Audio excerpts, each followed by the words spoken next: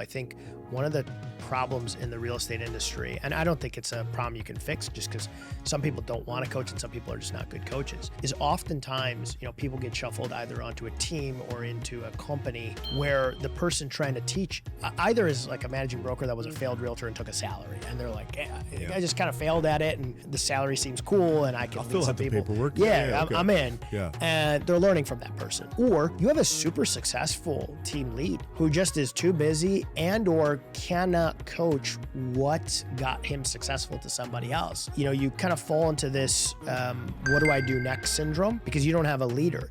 And if you're in that position, seek those people out and get real coaching. Even if you're relatively successful. Some of my most successful realtors, every week or other week, I have a coaching call with them. And I'm no longer able to teach them anything about real estate. I'm an accountability partner for that. Yep. And whether it's a brand new agent or one of our $40 million producers, what I always coach at the beginning of the year, and I think if I had to teach just one thing to a realtor and or any business owner, because you can do this in lending, you can do this in law, you can do this in real estate, but specifically to realtors, I'd write down my goals and I would get to June or July and I'd be behind on my goals and I had this what do I do now syndrome. I was working in my business, not on it. What do I mean by that for realtors? And it's different in different business, but for realtors, spring and summer come around, you're going to showings, you're going to open houses, you're doing final walkthroughs, you're doing inspections, and you feel busy, but you're working on your current business. You're working in it, not on future business. Right. And then there's always that end of summer, fall lull, and you're like, oh, what the hell do I do now? And then you start to prospect, and then